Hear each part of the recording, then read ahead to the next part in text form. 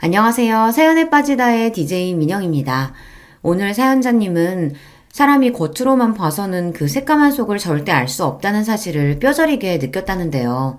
과연 어떤 사연인지 들어보겠습니다. 오늘도 두 가지 사연 준비되어 있으니 끝까지 함께 해주시고요. 그럼 오늘의 사연 바로 시작할게요. 구독과 좋아요 잊지 말고 꾹 눌러주세요.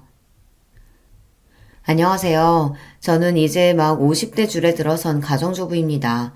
저도 40대까지는 사람이 활기도 있고 하고 싶은 것도 많고 그랬었는데 요즘은 이상하게 기분도 축축 처지고 아무것도 하고 싶지가 않아요.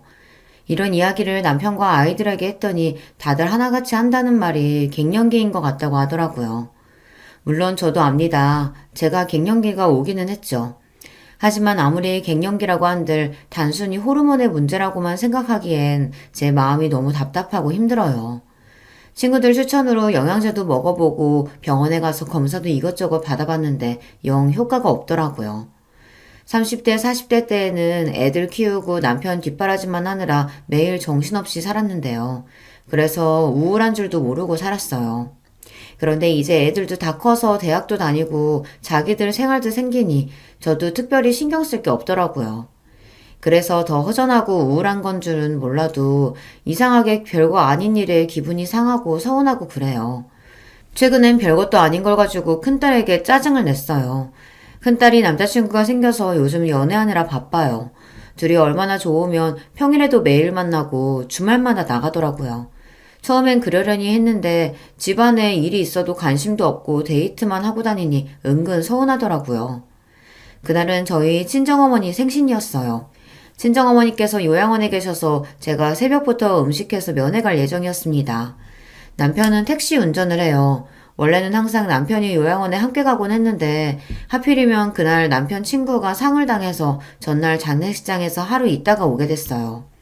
혼자 택시를 타야 하나 버스를 타야 하나 고민을 하고 있는데 딸이 늦게까지 자는 모습이 보이더라고요. 저는 오늘은 데이트가 없나 싶어 슬쩍 다가가 부탁을 했습니다. 딸, 오늘 외할머니 생신인 거 알지? 엄마 음식 싸서 요양원 갔다 오려고 하는데 같이 갈래? 다른 날도 아니고 생신이니 손녀까지 같이 데려가면 어머니도 오랜만에 좋아하실 것 같아 부탁했습니다. 저는 딸에게 말하면서도 어쩐지 눈치가 보였어요.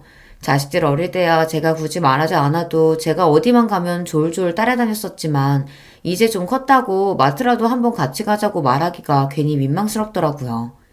공부하고 아르바이트하고 자식들도 바쁘고 힘든데 제가 괜히 귀찮게 하는 것 같아서요. 그런데 제 말에 딸이 귀찮다는 듯 이불을 덮어버렸어요. 그러더니 한다는 말이 싸가지가 없었습니다. 아, 엄마, 나 이따가 남친이랑 영화 보기로 해서 오늘은 안 돼. 오늘은 그냥 택시 타고 갔다 와. 내가 택시비 줄게.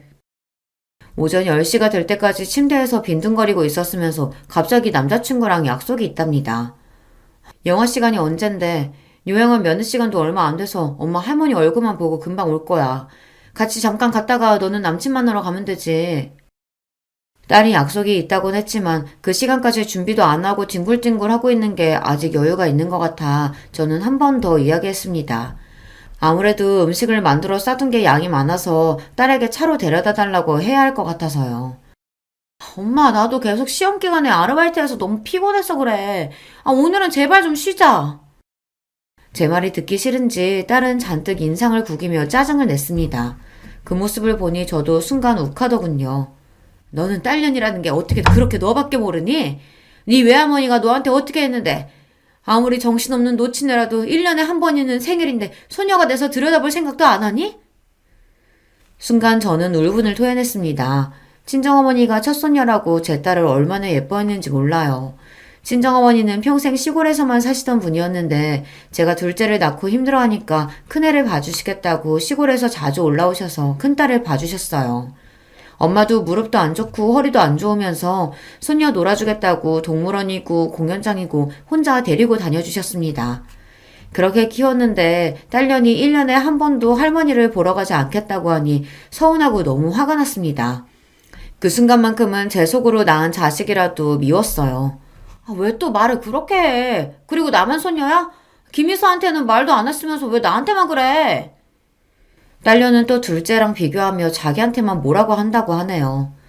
예서는 면허가 없잖아. 저기 식탁 위에 짐 좀 봐라. 엄마가 혼자 힘들게 낑낑 들고 가야 하는데 면허 있는 네가 좀 태워다 주면 안 되니? 결국은 운전해달라는 말이었네.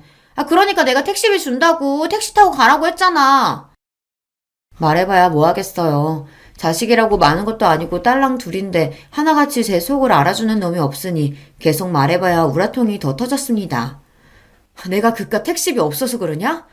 에이그 싸퉁바가지 없는 년. 내가 너한테 뭘 바라냐? 엄마! 별것도 아닌 거 가지고 왜 그렇게 예민하게 굴어? 그리고 나한테 년이라고 좀 욕하지 좀 마.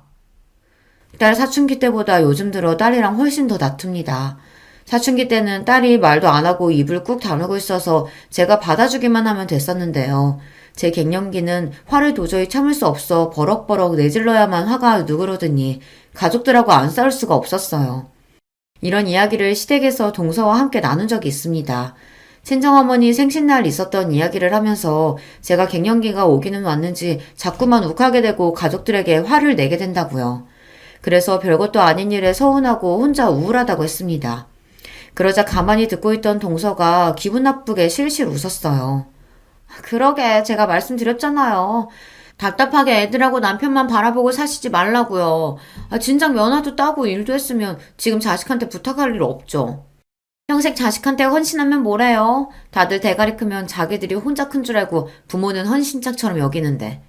저 보세요. 애 있다고 애한테 얽매이지 않고 자유롭게 살았더니 지금도 저나 애나 각자 알아서 잘만 살잖아요. 동서 말이 틀린 말이 아니라는 건 저도 잘 압니다. 하지만 동서에게 듣고 싶은 말은 그런 현실적인 조언이 아니었어요. 저는 위로가 필요했습니다. 동서야 젊어서부터 돈도 잘 벌었으니까 슈터도 쓰고 학원도 다 보내면서 키워서 그렇지. 우리 집 사정이 동서네랑 어디 같나. 다를 게 뭐가 있어요. 형님도 애 하나만 낳고 작은 직장이라도 다녔으면 지금 그 꼴은 안 당하죠. 그러게 왜 애를 둘이나 낳아서 일을 그만뒀어요? 애들도 엄마가 자기 일하고 돈 벌면 무시 못해요. 자식 때문에 속상해서 하소연 좀 했더니 동서는 단번에 저를 자식에게 무시당하는 엄마로 만들었습니다. 우리 애들이 날 무시해서 그런 게 아니라 이제 다 커서 자기들 생활이 생기니까 그렇다는 거지. 동서도 지연이 커봐. 지금이랑은 달라. 이런 이야기를 하려던 건 아니었는데 동서가 자꾸만 지금까지 살아온 제 삶을 부정하며 나쁘게 이야기를 하니 저도 은근 기분이 상하더라고요. 저는 형님이랑 달라요. 지연이가 크면 자기가 알아서 사는 거지. 제가 신경 쓸 게 뭐 있어요? 저는 지연이가 뭘 하든 간섭 안 할 거예요. 딸 키우는 게 그렇게 쉬운 줄 알아? 요즘 세상이 얼마나 위험한데. 동서도 자기 일만 신경 쓰지 말고 지연이한테 관심도 좀 가져. 한참 사춘기잖아. 동서가 똑똑하고 뭐든 잘하는 걸 알면서도 저는 괜히 자격지심에 아무 말이나 막 했습니다. 동서한테 말해봐야 제가 절대 이길 수 없다는 걸 알면서도 말이죠. 한참 사춘기 맞죠? 근데 우리 지연이는 괜찮아요. 스트레스 풀라고 제가 병원에서 매일 피부 관리도 해주고 백화점에서 쇼핑하라고 제 카드도 줬어요. 형님은 모르시겠지만 요즘 애들은 금융치료라고 해서 부모가 집에서 챙겨주는 것보다 한도 없는 카드 주는 걸 더 좋아하거든요. 그거면 사춘기고 뭐고 그냥 지나가는 거죠 뭐. 제가 이렇게 푼수해요. 동서한테 이런 이야기를 해봐야 제 마음을 이해할 리 없는데 괜한 소리를 해서 또 듣기 싫은 소리를 듣고 말았습니다. 제 동서지만 참 잘났어요. 동서는 피부과 의사입니다. 동서는 저랑 나이가 비슷한데도 결혼하고 5년이 지나서야 애를 낳아 아직 애가 중학생이에요. 의사 시험에 합격하고 나서 아이를 낳겠다고 하는 바람에 시동생이 기다려줬거든요. 동서는 대단해요. 아이를 낳고도 낳은 지 일주일 만에 바로 병원에 출근했어요. 당시에 저는 아무것도 못하고 애 둘만 키우는 것도 힘들어서 정신이 없었는데 동서는 이제 갓 태어난 신생아를 남의 손에 맡기고 열심히 일했습니다. 그 덕분에 동서는 지금 강남에서 개인 병원을 운영 중이에요. 집도 한남동의 비싼 아파트에 살고 차도 외제차가 2대나 있는 걸로 알고 있습니다. 시동생은 약사예요. 현재 동서병원 1층에서 약국을 운영 중입니다. 원래 시동생은 시댁 자랑이었어요. 어릴 때부터 공부도 잘하고 성실해서 동네에서도 유명한 모범생이라 시부모님이 떠받들어 살았었는데요. 본인보다 더 잘나고 똑똑한 아내를 만나는 바람에 어깨를 못 펴고 살고 있어요. 결혼 초에는 시부모님께서 동서를 단단히 잡겠다고 잔소리도 해보고 시집살이도 시켜봤지만 소용없었습니다. 동서는 친정이 강남에서 유명한 땅 부자라 결혼할 때 시동생 명의로 아파트도 해주고 차도 사줬어요. 나중에 시동생 약국까지 차려주셨고요. 그렇다 보니 시부모님 입장에서는 깨갱하고 며느리를 상선으로 모시는 수밖에 없었죠. 한 번은 이런 적도 있었습니다. 동서가 조카를 낳고 얼마 되지 않아 시댁에 떡하니 찾아와 애를 좀 봐달라고 했어요. 본인이 교수가 되려면 미국에 1년 동안 연수를 꼭 다녀야 한다고요. 당신 뭐 하는 거야? 그거 안 된다고 했잖아. 애가 이제 태어난 지 100일도 안 됐는데 엄마가 애 두고 미국을 어떻게 가? 동서가 미국에 가는 게 시동생과 상의된 부분은 아니었는지 시동생은 동서를 다그쳤어요. 하지만 동서는 아랑곳하지 않았습니다. 어머니 이 사람 좀 보세요. 본인은 여기저기 학회며 출장이며 다 다니면서 저는 미국에 공부 좀 하러 간다는데 애로 발목 잡으면서 못 가게 해요. 동서와 시동생은 이미 한바탕 싸우고 왔는지 둘 다 격앙된 상태로 시댁에 와선 시어머니에게 다짜고짜 애를 봐달라고 했어요. 시동생은 동서가 미국 가는 건 절대 안 된다는 입장이었고요. 당신이 레지던트 잘 마무리하고 싶다고 해서 애도 안 낳고 기다려줬잖아.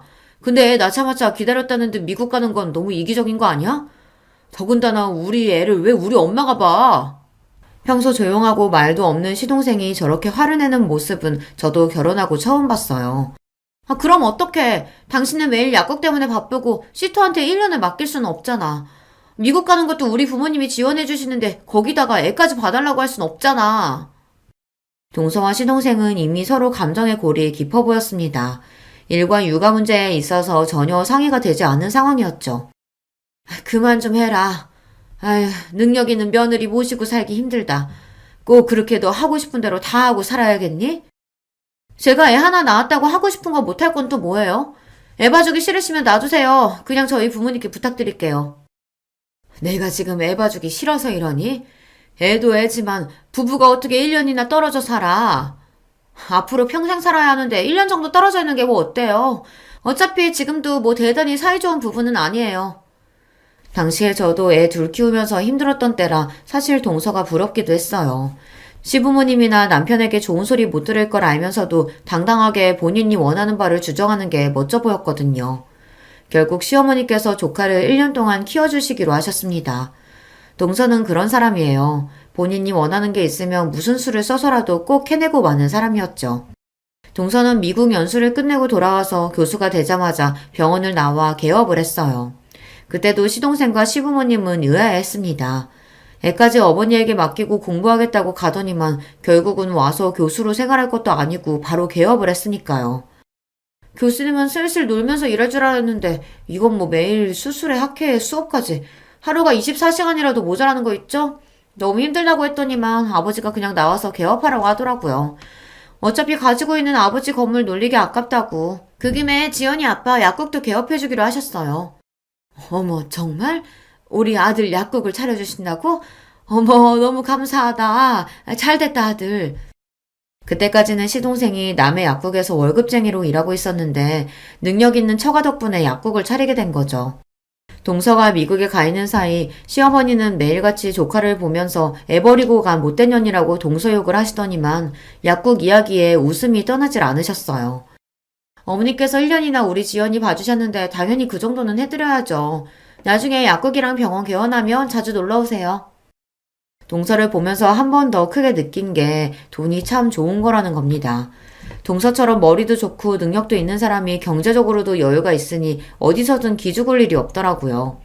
결혼하고 5년 동안 아이를 낳지 않아도 당당하고 애를 낳자마자 남편과 아이를 두고 미국에 가도 당당하고 그러고 돌아와 돈으로 모든 보상을 하고 나니 다들 한마디도 안 하더라고요. 물론 그런 동서를 보면서 저도 사람인지라 자존심이 상할 때도 있고 자격지심이 느껴질 때도 있었어요. 그럴 때마다 저는 애써 웃어 넘겼습니다. 차이가 나도 너무 차이가 나다 보니 저는 아예 동서와는 다른 세상 사람이라고 생각하는 편이 편했어요. 그런데 저도 나이가 들고 갱년기라 예민해서인지 몇 년 전부터 동서의 행동이 거슬리기 시작했어요. 최근 저희 친정어머니께서 돌아가셨습니다. 부모님의 죽음이라는 게 누구에게나 충격적이지만 저는 특히나 어머니께서 오랫동안 요양원에서 생활하시다 돌아가신 거라 더 마음이 안 좋고 죄송했어요. 자식으로서 항상 받기만 하고 해드린 게 너무 없다는 마음이 들어서요. 그러다 보니 장례식만큼은 어머니께서 원하시는 대로 해드리고 싶었습니다. 어머니는 요양원에 가시기 전까지 50년을 넘게 살았던 고향에 묻히고 싶어 하셨어요. 거기에 친정아버지 묘도 있거든요. 어머니는 치매기가 있어서 정신이 오락가락 하시던 와중에도 항상 죽으면 고향 땅 아버지 옆에 있고 싶다고 하셨습니다. 저는 그 소원을 들어드리기 위해 장례식도 어머니의 고향에서 진행하고 장지도 아버지 옆자리로 결정했어요. 안 그래도 마음이 좋지 않은 와중에 제 앞에서 동서가 실수를 했습니다. 지금도 그때만 생각하면 성질이 나서 자다가도 벌떡벌떡 일어나요. 동서가 한 짓이 너무 괘씸해서요. 장례식은 자식이 서울에 살면 서울에서 하는 거 아니에요? 아니 무슨 조무객도 별로 없으시면서 굳이 장례식을 먼 목포까지 와서 해요. 아 바빠 죽겠는데 환자들 일정 변경하느라 죽는 줄 알았잖아요. 당신은 무슨 그런 소리를 해? 왜? 내 말이 맞잖아. 아 다들 바쁜 사람들인데 무슨 장례식을 목포에서 해? 동서는 오자마자 저에게 위로의 말 한마디 없이 자기 하소연만 하기 바빴습니다. 저는 더 말할 힘도 없어서 대충 고생했다고 했어요. 바쁘면 안 와도 되는데 멀리까지 오느라 고생했어요. 서방님, 동서 와줘서 고마워요. 얼른 식사부터 해요. 마음 같아서는 너 같은 거 안 와도 된다고 소리치고 싶었지만 어쩌겠어요. 저런 것도 가족인걸요. 저는 애써 고생했다고 어깨를 다독이며 육개장이라도 한술 뜨라고 자리를 안내했습니다. 그런데 그때 동서가 미간을 확 구기더니 갑자기 코를 잡았어요. 아니요, 저 안 먹어요. 이거 무슨 냄새야? 뭔지 몰라도 냄새가 너무 지독해서 여기 앉아서는 먹고 싶지 않아요. 여보, 그만 좀 해. 형수님도 마음 안 좋으시고 정신 없으실 텐데 왜 그렇게 호들갑을 떨어? 저희 고향에서는 장례식이든 결혼식이든 집안에 손님들을 부르면 항상 홍어를 내놔요. 그러다 보니 장례식장에 홍어전 냄새가 좀 났나 봐요. 그걸 가지고 동서가 학을 떼며 난리를 치더군요. 내가 바빠 죽겠는데 여기까지 와서 이런 냄새 나는 데서 밥까지 먹어야겠어? 형님, 저 도저히 안 되겠어요. 저 그냥 나가서 따로 밥 먹고 올게요. 동서는 아예 잠시도 못 있겠다고 인상을 구기더니만 정말로 나가서 식사를 했어요. 시동생은 저 사람이 워낙 유난하다고 죄송하다고 사과했지만 저는 이미 마음이 상했습니다. 아무리 사람이 개념이 없고 상식이 없어도 그렇지 어떻게 남의 장례식장에 와서 저런 소리를 대놓고 할 수 있을까 싶더라고요. 그때부터였어요. 동서와는 웬만하면 상종하지 말아야겠다 싶었던 게 말이죠. 그런데 제 마음과는 달리 문제가 좀 생겼습니다. 동서 앞에서 제 자존심이 산산이 부서지는 사건이 있었어요.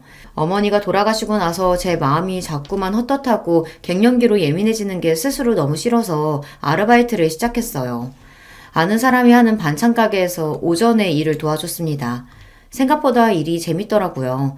지난 20년 동안 가족들을 위해 음식은 많이 해봤지만 내가 만든 음식을 사람들이 돈을 주고 사 먹고 맛있다고 해주는 건 처음이니까요.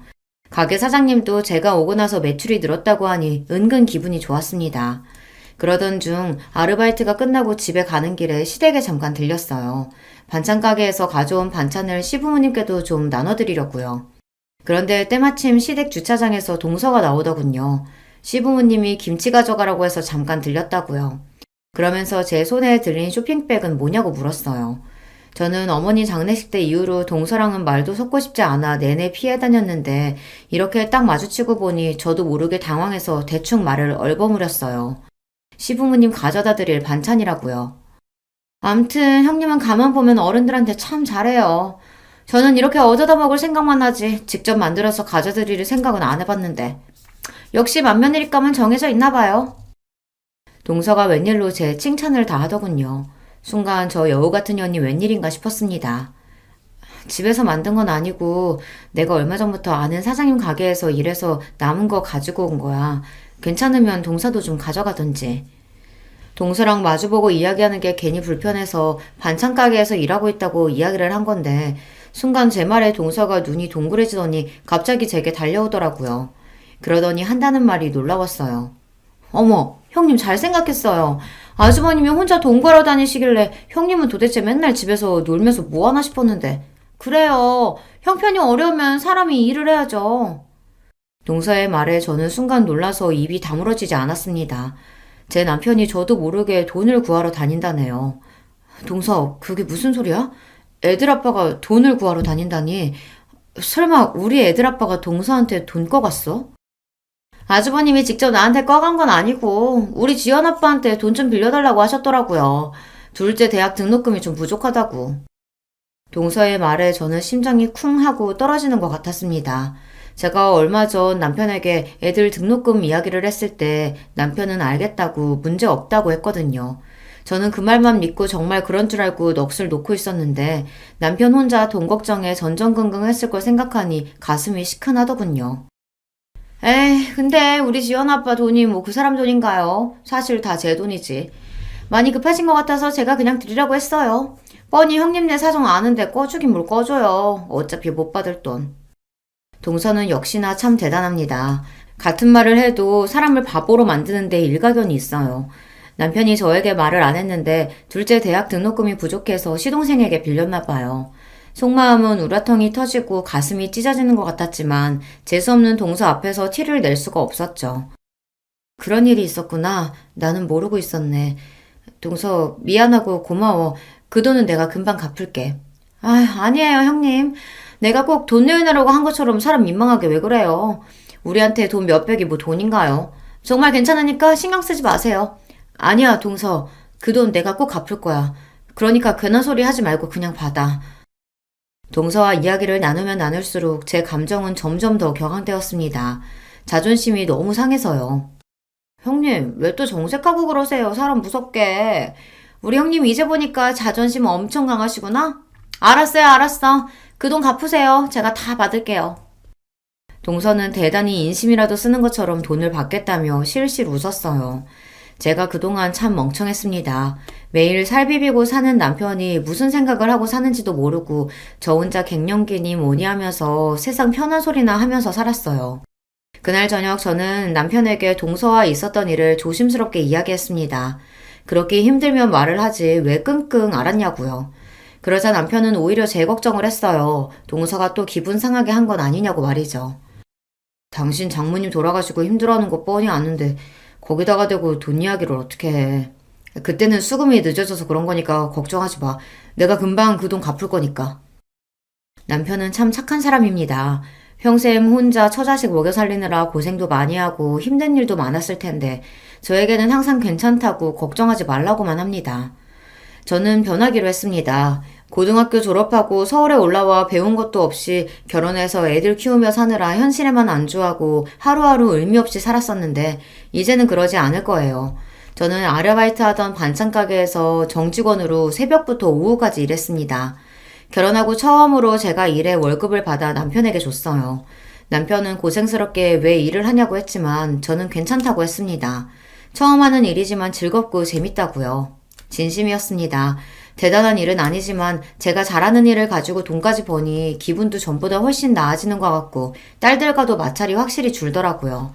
제일 좋은 건 돈을 버니 마음의 여유가 생겼다는 겁니다. 그리고 약속대로 몇 달 뒤 시동생에게 빌린 돈은 제가 다 갚았어요. 시동생은 갚을 필요 없다고 했지만 그러면 제 마음이 너무 불편하니 꼭 받아달라고 했습니다. 그러던 어느 날이었습니다. 시아버지 팔순이시라 시댁에서 가족들끼리 모여 식사를 하기로 했어요. 원래는 동서가 해외여행을 가자고 이야기했었는데 시아버지께서 최근 무릎이 안 좋아 수술하시는 바람에 여행은 안 가기로 하고 가까운 친인척만 모여 식사를 하기로 했습니다. 사실 저는 다행이다 싶었어요. 시아버지께서 아프신 건 안타깝지만 다 같이 해외여행을 가는 건 솔직히 부담됐거든요. 요즘 누가 촌스럽게 집에서 잔치해요. 그냥 해외여행 가요, 어머님. 어머님, 아버님 연세도 있으신데 언제 또 다 같이 여행을 가보겠어요? 이 많은 식구가 한 번에 여행 가려고 하면 비용이 만만치 않을 텐데 해외는 좀 부담스럽고 국내로 한번 알아볼까? 요즘 우리나라도 물가 많이 올라서 국내에서 여행하나 해외로 가나 크게 다르지 않아요. 형님네랑 우리랑 반반씩 내면 되는데 그 정도는 갈 수 있죠. 순간 저는 머리가 복잡했습니다. 시부모님의 우리 식구, 동선의 식구 다 하면 적어도 9명인데 그 식구가 해외에 간다고 하면 도대체 얼마나 들어갈까 계산도 안 됐죠. 제 머릿속이 정신없이 돌아가는 걸 여우 같은 동서가 눈치챘는지 피식 저를 비웃었습니다. 형님, 반씩 내는 것도 부담스러우시면 그냥 저희가 다 낼게요. 그거 얼마나 한다고 티나게 그렇게 놀라고 그래요. 제 표정만 보고 비웃더니만 동서는 본인이 다 내겠다고 했어요. 그러다 시부모님은 됐다고 손사래를 치셨죠. 됐다 됐어. 자식들 힘든데 다 늙어서 해외여행은 무슨 해외여행이야. 젊은 너희들이나 갔다 와. 우리는 안 가도 돼. 형님이 시댁이랑 여행 가는 거 불편한 티 팍팍 내서 아버님 삐지셨잖아요. 아버님 걱정하지 마세요. 둘째 며느리가 비행기 꼭 태워드릴게요. 동서는 꼭 말을 해도 사람을 이상하게 만들면서 이야기했습니다. 꼭 마치 제가 시부모님이랑 여행 가기 싫어하는 것처럼 만들어버리더라고요. 저는 듣다 기분이 나빠서 동서는 무슨 말을 그렇게 하냐고 한마디 하려던 참이었습니다. 그런데 그때 마침 남편이 나서더군요. 아, 그걸 재수씨가 왜 나내요? 내가 장남인데 내도 우리가 내야죠. 우리가 무슨 돈이 있어서 온 식구 해외여행비를 다 낼 수 있겠어요. 남편은 돈도 없으면서 동서랑 시동생 앞에서 괜히 자존심이 상하니 오히려 더 큰 소리를 쳤습니다. 그 모습을 보는데 짜증이 나면서도 애써 꾹 참았어요. 시부모님도 있는 앞에서 괜히 이런저런 이야기를 더 했다가는 분위기가 더 이상해질 것 같아서요. 아니야, 형. 우리야 매번 해외에 자주 나가서 마일리지도 있고 따로 여행 적금 드는 것도 있어서 부담 없어. 우리가 낼게. 시동생 말에 남편이 한마디 더 하려는 걸 제가 슬쩍 허리를 쿡 찔렀습니다. 가만히 있으라고요. 저라고 이러고 싶었겠습니까? 저도 시아버지 팔순에 척척 돈 내고 싶어요. 남편 택시 운전해서 애들 대학도 간신히 보냈는데 저희가 모아놓은 돈이 어디 있겠어요.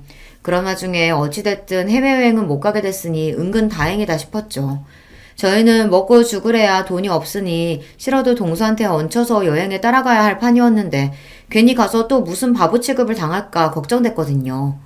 시아버지께서 갑작스럽게 수술을 하시는 바람에 몸도 마음도 회복이 되질 않으셔서 이번 팔순은 더 신경이 쓰였습니다.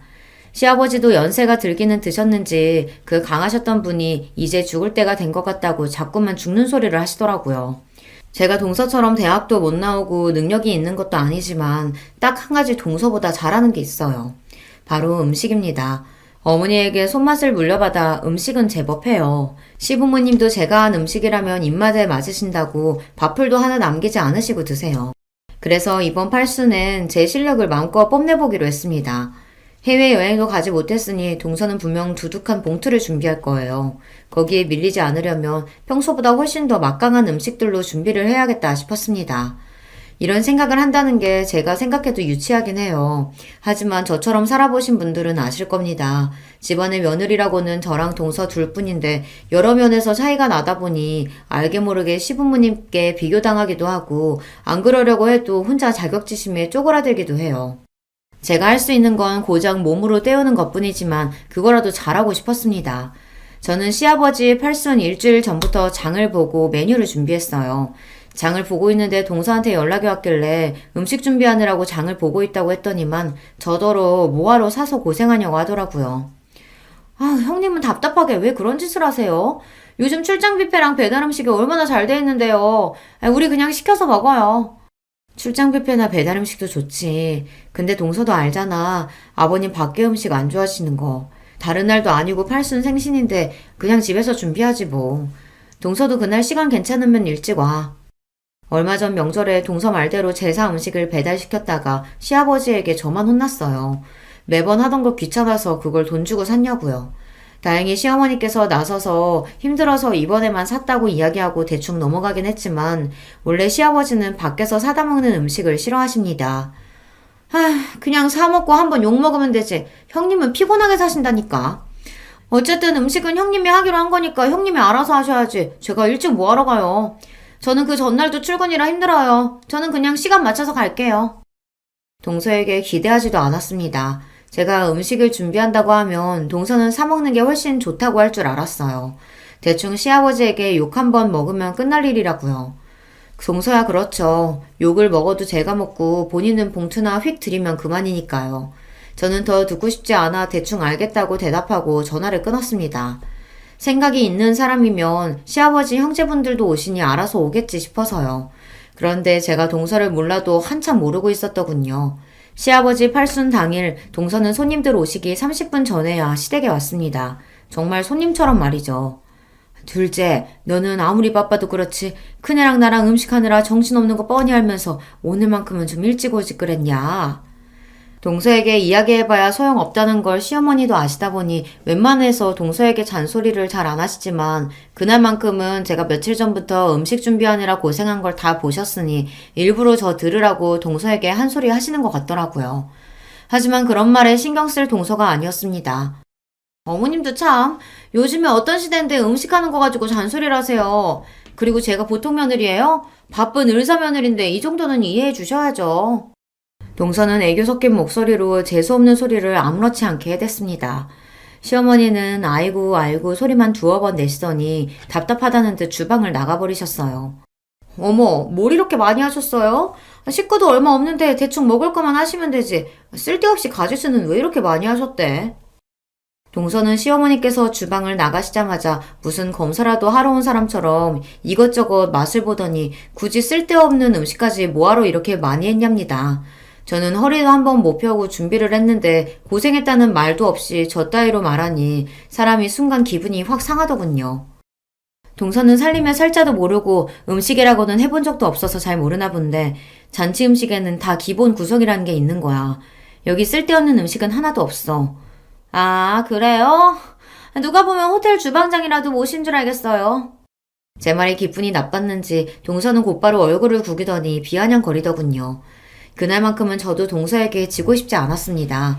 사람이 아무리 바쁘고 일이 많아도 뻔히 제가 시아버지 생신상을 준비한다는 걸 알고 있었으면서 손님처럼 와서 얻어먹으려고만 하는 꼴이 얄미웠거든요. 음식 그만 좀 만지작거리고 앞침 하나 좀 매. 이거 다 가져다 놔야지. 음식이 쓸데없는 것만 있네, 먹을 게 없네 하는 소리를 짓거리더니만 자꾸만 손으로 음식을 덥석덥석 집어먹는 꼴이 기가 막혔어요. 저는 옆에 있던 앞치마를 동서에게 건넸습니다. 하나씩 들고 거실로 나르자고요. 그런데 그때 제가 건넨 앞치마를 툭 내려놓은 동서가 기가 막힌 소리를 했습니다. 형님이 다 알아서 한다고 하시더니 왜 자꾸 저한테 시키세요? 제가 남들처럼 주방에 들어가서 음식이나 하려고 이렇게 뼈 빠지게 공부한 줄 아세요? 음식 같은 건 형님처럼 못 배운 사람이나 하는 거죠. 전 아버님 드리려고 용돈 두둑히 챙겨왔거든요. 일은 몸으로 대충 때우시는 형님이 다 하세요. 세상에 동서가 싸가지 없는 거야 진작 알고 있었지만 이 정도일 줄은 몰랐습니다. 동서는 자기 할 말만 내뱉더니 그대로 몸을 돌려 거실로 나가려고 했어요. 순간 욱한 저는 저도 모르게 동서의 머리채를 잡았습니다. 형님! 지금 뭐 하는 거예요? 이거 안 나요? 야, 너 뚫린 입이라고 아무 말이나 하면 되는 건 줄 알아? 너 내가 지금까지 예뻐서 봐준 줄 알아? 이게 돈 좀 있다고 어디서 유세야! 저도 제가 이런 행동을 할 줄은 꿈에도 몰랐습니다. 너무 화가 나고 짜증이 나니 손이 저절로 동서의 머리채를 흔들고 있더군요. 그 순간 시어머니께서 부르시는 소리가 들렸습니다. 손님들 오셨다고요. 저는 놀라서 잡고 있던 동서의 머리채를 확 놓아버렸습니다. 저는 애써 당황한 채를 숨기며 동서를 쏘아봤어요. 한 번만 더 내 앞에서 재수없게 굴었다간 가만히 안 둘 거니까 그런 줄 알아.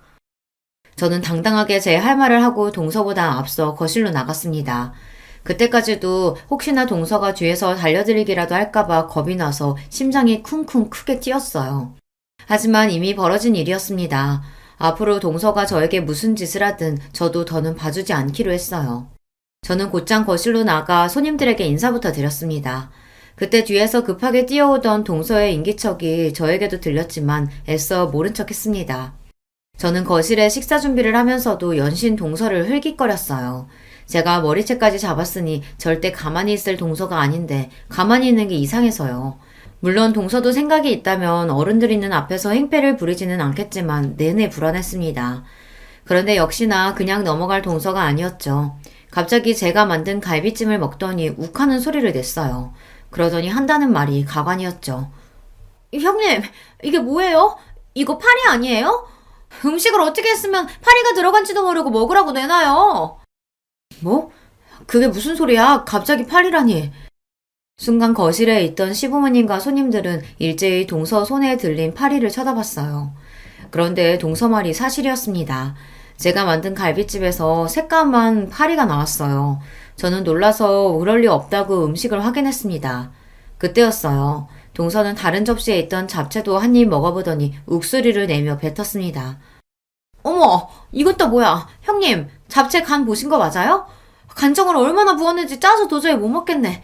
아버님, 어머님, 잡채 드시지 마세요. 이걸 도대체 어떻게 먹으라는 거야?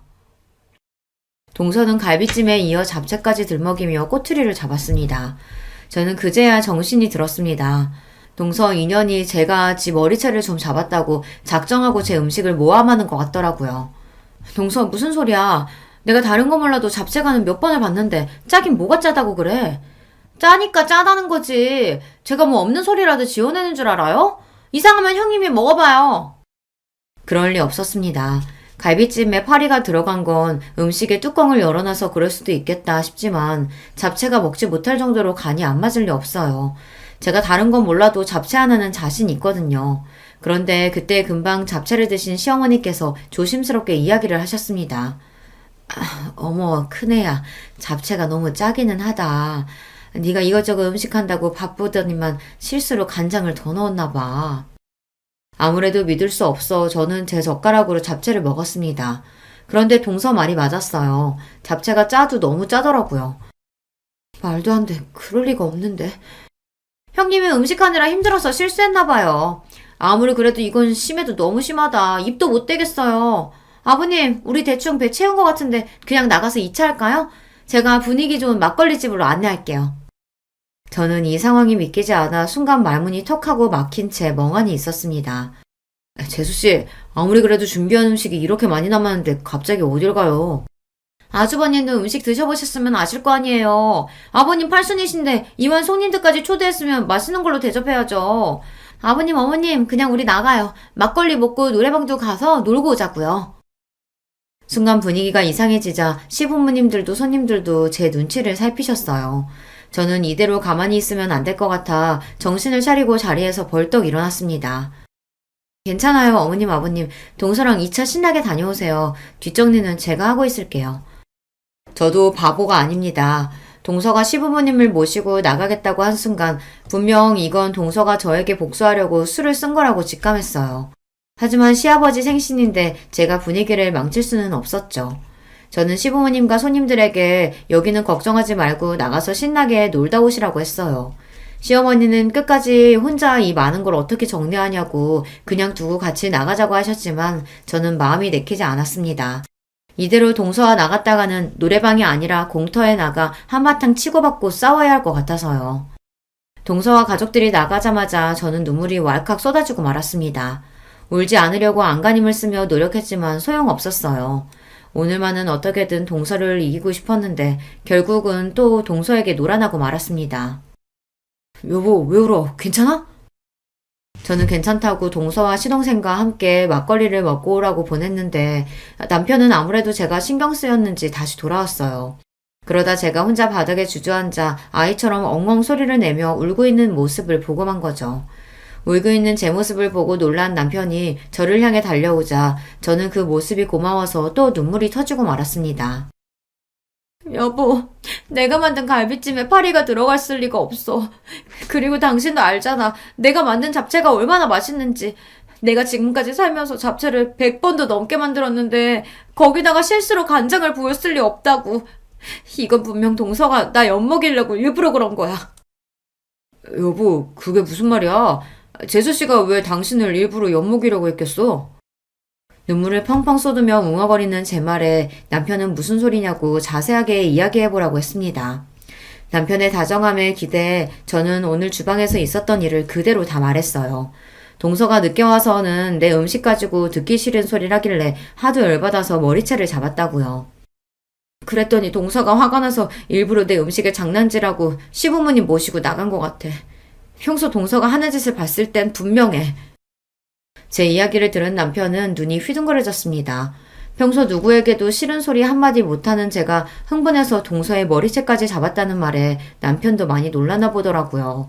그러더니 남편이 한다는 말이 놀라웠습니다. 재수씨, 이 여자 이거 진짜 안 되겠네. 어디 감히 천사 같은 우리 와이프를 가지고 놀아. 여보, 걱정하지 마. 내가 재수씨, 아니 그 여자 코를 아주 납작하게 만들어줄게. 그때까지는 저도 남편이 무슨 소리를 하는 건가 싶었습니다. 저도 동서 때문에 화가 나긴 했지만 남편이 무슨 수로 동서의 코를 납작하게 해주겠다는 건가 싶어서 남편에게 물어봤습니다. 무슨 계획이 있는 거냐고요. 당신은 걱정하지 말고 딱 기다려. 내일이면 다 해결될 테니까. 남편답지 않게 단호하게 말하는 모습에 뭔가 믿는 구석이 있는 것 같긴 했지만 바로 다음날 남편은 생각지도 못한 폭탄 발언을 했습니다. 다음날 저녁 남편은 시댁으로 저와 동서를 모두 수집했어요. 어제 생일이라고 거하게 상도 차려주고 막걸리에 노래방까지 가서 신나게 놀았으면 됐지. 오늘은 또 무슨 일로 식구들을 다 불러 모았어? 아버님은 무슨 일이냐고 연신 물으셨습니다. 그러자 남편은 들고 있던 봉투에서 웬 사진들을 꺼내 바닥에 던지듯 뿌렸습니다. 그러더니 한다는 말이 충격적이었어요. 아버님, 어머님, 놀라지 말고 들으세요. 이게 바로 아버님, 어머님이 예뻐했던 둘째 며느리의 진짜 모습이니까. 남편의 말에 자리에 있던 시부모님과 저는 의아한 얼굴로 바닥에 떨어진 사진을 주었습니다.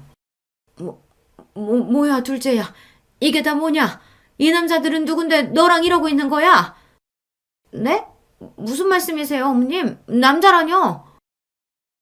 남편이 뿌린 사진 안에는 술에 잔뜩 취한 동서가 양쪽에 젊은 남자들을 끼고 웬 술집에서 나오는 사진이었어요.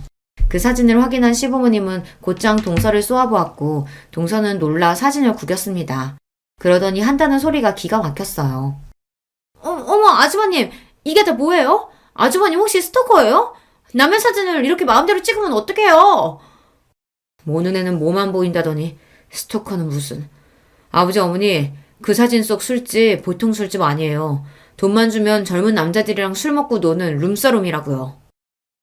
그랬습니다. 알고 보니 얼마 전 남편이 손님을 태우고 강남에 갔다가 우연히 한 술집 앞에서 동서를 보았답니다. 남편은 동서 병원이 강남에 있으니 일이 끝나고 한잔 했나 보다 싶어 아는 체 하려고 했대요. 동서가 술에 많이 취했으면 집에 데려다 주려고요.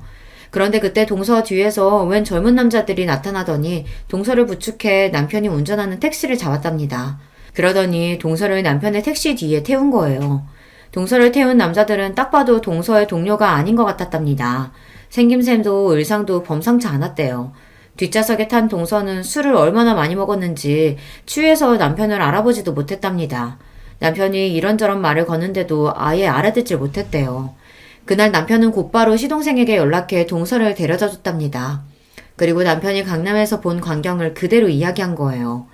남편의 말에 시동생은 뭔가 짐작가는 게 있었는지 본인이 알아볼 테니 남편에게는 걱정하지 말라고 했답니다. 그러고 보니 시아버지 팔순날 시동생의 표정이 어둡기는 했어요. 동서와 일절 이야기를 나누지도 않았고요. 이거 내가 찍은 게 아니라 종혁이가 재수씨한테 사람 붙여서 찍은 거예요. 아주 주말마다 호스트바 가서 신나게 노셨더라고요. 거짓말할 생각은 애초에 하지 마요. 사진은 이거 말고도 엄청 많으니까. 그날 이후 시동생은 동서가 술집에 다닌다는 증거를 찾기 위해 사람을 붙였답니다. 그리고 이혼을 준비하고 있었어요. 말도 안 돼. 당신들이 어떻게 나한테 이럴 수가 있어? 호스트바가 뭐, 돈 있으면 여자가 갈 수도 있지. 동서는 시부모님도 계신 앞에서 더러운 본색을 드러냈습니다. 바닥에 떨어진 사진을 벅벅 찢으며 자기는 잘못한 게 없다고 뻔뻔하게 굴었어요. 저는 동서의 뻔뻔함에 소름까지 돋았습니다. 아이고, 이게 다 무슨 일이라니. 동서가 숨겨왔던 진짜 모습이 드러나자 시부모님도 놀라서 뒷목을 잡으셨어요. 얼마 뒤 동서와 시동생은 이혼했습니다. 시동생은 알게 모르게 동서랑 살면서 쌓인 게 많았는지 동서의 귀책 사유들을 샅샅이 찾아내 법원에 제출했습니다. 사람이 하나를 보면 열을 안다고 남인 저에게도 그렇게 못되게 굴었는데 남편에게는 오죽했겠어요. 시동생은 정신적 피해 보상에 대한 위자료도 청구했답니다. 양육권 문제로 아직 소송 중이지만 조카가 동서보다는 시동생과 살고 싶어 해서 양육권도 곧 가지고 올 수 있을 것 같아요. 저는 살다 누군가의 이혼을 이렇게 응원하게 될 줄은 몰랐습니다. 저도 웬만하면 자식을 위해서라도 부부가 서로를 이해하고 화목하게 살아야 한다고 생각하는 사람이지만 동서는 아니에요. 사람이 많이 배우고 직업도 의사면 뭐래요. 인간이 덜 되는걸요. 여러분도 시동생이 동서와 이혼하길 잘한 거라고 그런 여자랑 살았으면 더 불행했을 거라고 응원하는 댓글 좀 많이 달아주세요. 여러분의 댓글이 우리 가족에게는 큰 힘이 될 겁니다. 끝까지 우리 가족 이야기 들어주셔서 감사해요. 여러분의 가정에는 언제나 즐거운 일만 가득하시길 바랄게요. 저는 어느덧 40대에 접어든 직장인입니다. 저는 학창시절에 참 재미없는 학생이었어요. 공부밖에 모르고 연애도 할 줄 몰라서 초중고에 이어 대학교를 졸업할 때까지도 도서관에서만 살았습니다. 뒤늦게 군대에 다녀올 때까지 흔히 말하는 못쏠, 모태솔로였습니다. 태어나서 한 번도 연애를 해본 적이 없다는 뜻입니다. 그런 저에게도 결혼을 할 기회가 찾아왔습니다. 아내와는 집안 어른을 통해 주선된 선자리에서 처음 만났어요. 교사로 한동안 재직하셨던 큰아버지의 제자라고 하더라고요. 큰아버지는 그녀의 중학교 시절 담임 선생님이었는데 이렇게 참하고 착실한 처녀가 없는데 자라면서 저처럼 연애도 제대로 못하고 이날까지 시집을 안 가고 있었다고 하네요. 그러다가 제가 군대를 전역하고 사회인이 되었을 무렵 큰아버지께서는 그런 저를 눈여겨보시다가 자신의 애제자와의 만남을 주선시켜 주셨습니다. 처음 만난 아내의 모습은 정말 아름답게 그지없었습니다. 왜 이런 아리따운 여인이 이제껏 시집도 못 가고 연애다운 연애도 제대로 못 해봤는지 이해할 수가 없었습니다. 공부밖에 모르던 샌님인 저에게는 아깝다는 생각마저 들 정도였습니다. 그런데 대화를 좀 나눠보니 확실히 남자랑 대화하는 게 어색해 보이긴 했습니다. 대화도 툭툭 끊어지고 무엇보다 저를 그다지 마음에 들어하지 않는 것 같아 보였습니다.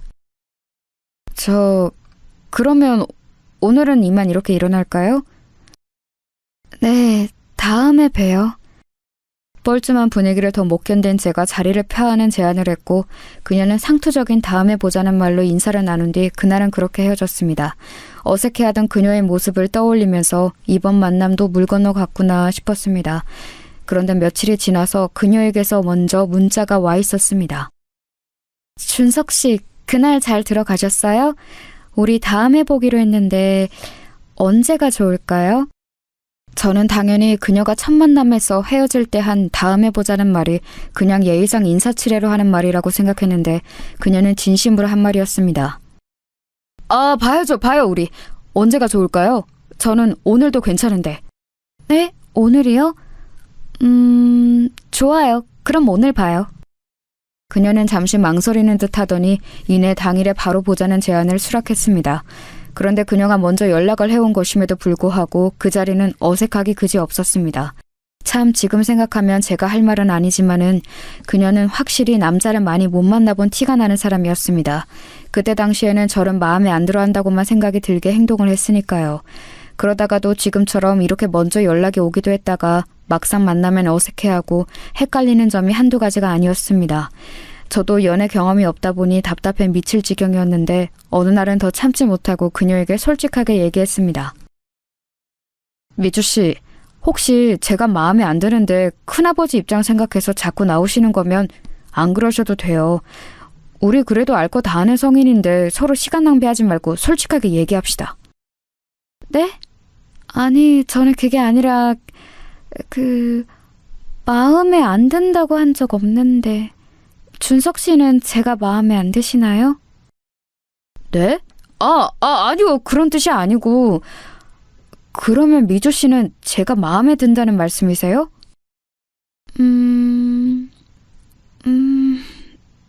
네. 그녀는 몇 차례 쭈뼛거리더니 이윽고 힘겹게 긍정의 대답을 했습니다. 저는 답답한 마음에 이 관계를 빨리 끝내는 게 좋겠다는 생각에 던진 말이었는데 이내 돌아온 아내의 답변이 저를 마음에 들어한다니 살면서 여자 입에서 그런 이야기를 들어본 게 처음이어서 많이 당황스러웠던 기억이 납니다. 저는 미주 씨가 저 마음에 안 들어 하시는 줄 알았어요. 만나서도 말씀도 잘 안 하시고 문자도 단답으로만 대답하시고 그래서 그냥 스승님이신 큰아버지 입장 생각해서 어쩔 수 없이 몇 번 나와주신다고 생각했어요. 아니에요. 아무리 선생님 생각했더라도 그것만으로 이렇게 여러 번 나오지는 않죠. 제가 표현이 조금 서툴러요. 그 부분 조금만 이해해 주세요. 세상에 이렇게 어색하게 서로의 마음을 확인하는 커플이 또 있을까요? 그날 이후부터 못소리였던 어색했던 시작을 뒤로 하고 누가 먼저랄 것도 없이 자연스럽게 마음을 열고 교제를 시작했습니다. 교제 초반에는 아내가 계속해서 어색해하던 모습이 잊혀지지가 않습니다. 만나서 데이트할 때 어색함이 계속되는 것은 물론 떨어져 있을 때도 문자의 답도 잘 안 하고 전화도 잘 안 받을 때가 많았습니다. 하루 종일 연락이 안 될 때면 불안하기도 했습니다. 서로의 마음을 확인했는데도 이렇게 계속 저를 어색해하고 불편해하는 모습이 계속되길래 저는 그녀를 진지하게 앉혀놓고 이야기했습니다. 미주야, 나는 아직도 미주 마음이 헷갈려. 분명히 내가 마음에 든다고도 했고 그래서 교제도 시작한 건데 남자친구인 나를 불편해하고 어색해하니까 진짜 나를 좋아하긴 하는 건지 계속 만나고 싶은 마음은 있는 건지 잘 모르겠어. 당연히 좋아하지. 아니, 그 이상일 거야. 근데 오빠, 나 사실 말 못한 얘기가 있어. 내가 이렇게 사람 대하는 거 어색해하고 심지어는 남자친구한테까지 이러는 거 다 이유가 있어. 괜찮으면 들어줄 수 있어. 그녀는 무언가 상기된 채로 어렵게 말을 꺼냈습니다. 응, 뭔데? 말해봐. 다 얘기해봐. 그게 사실 나는 어린 시절 안 좋은 기억을 가지고 있어. 왕따를 당했었는데 그게 내 인생의 발목을 잡는 커다란 사건이 되어버렸어. 그 기억 때문에 오랫동안 고통받으면서 살았고 그걸 극복하기 위해 정말 눈물나게 노력했어.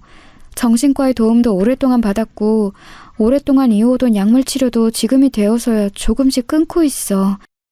내가 사람들 대하는데 어색해하고 특히 오빠를 대하는 데 있어서 더 그러는 거. 사실 사람에게 상처받았던 내 마음이 또 상처받지 않을까 두려워서 그러는 거야. 너무나 충격적인 이야기였습니다. 이렇게 천사 같은 여자가 그런 아픈 기억을 안고 있었다니요. 그녀는 점점 눈시울이 붉어지면서 계속 이야기를 이어나갔습니다. 사실 오빠도 너무너무 좋은데, 아니 사랑한다고 하는 말이 더 맞을 거야. 그런데 오빠를 사랑하면 더할 사랑할수록 오빠도 나한테 상처 줬던 사람들처럼 나를 떠나가 버릴까봐 무서워. 그러다 보면 선뜻 다가서지 못하겠어. 오빠가 나를 버린다고 생각하면 너무 슬퍼서 못 견딜 것 같거든. 그게 무슨 소리야, 미주야. 내가 널 왜 버려. 너처럼 세상에서 제일 예쁘고 착한 여자를. 그랬구나. 그런 줄도 모르고 난 계속해서 밀어내는 미주를 원망만 했어. 미주야, 나는 어떤 일이 있어도 네 곁에 이렇게 있을 거야. 걱정하지 마. 저는 그녀를 꼭 안아주면서 언제까지고 곁에 있을 거라며 위로했고 그녀는 끝내 크게 울음을 터뜨렸습니다. 그날 이후로 그녀는 제게 더욱더 마음을 열게 되었고 그 특유의 어색함이 잘 없어지지는 않았지만 그래도 그녀 입장에서 많이 노력하면서 관계를 이어나갔습니다. 그렇게 2년여의 교제 끝에 저희는 결혼을 하게 되었습니다. 미주야, 아니 여보, 이제부터 죽을 때까지 우리는 부부야. 부부로서 남은 인생 행복하게 살자. 고마워. 오빠 정말 고마워. 아내는 결혼식 날 눈물을 정말 많이 흘렸습니다. 자신의 인생이 이렇게 기쁘고 행복한 날이 올 것이라고 기대하지 않았다고 합니다. 그리고 무엇보다도 저희 만남을 주선해 주셨던 큰아버지가 정말 문자 그대로 펑펑 우셨습니다. 모르는 사람들이 봤으면 큰아버지가 아내의 친아버지일 거라고 생각했을 거예요.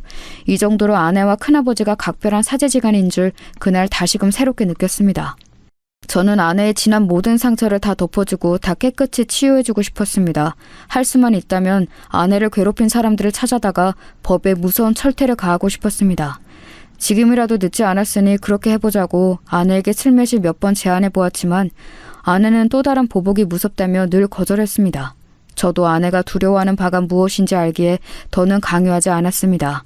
아내의 힘들었던 과거와는 반대로 저희 부부의 결혼 생활은 행복 그 자체였습니다. 아내는 결혼을 하니까 연애할 때보다 훨씬 더 헌신적으로 변했습니다.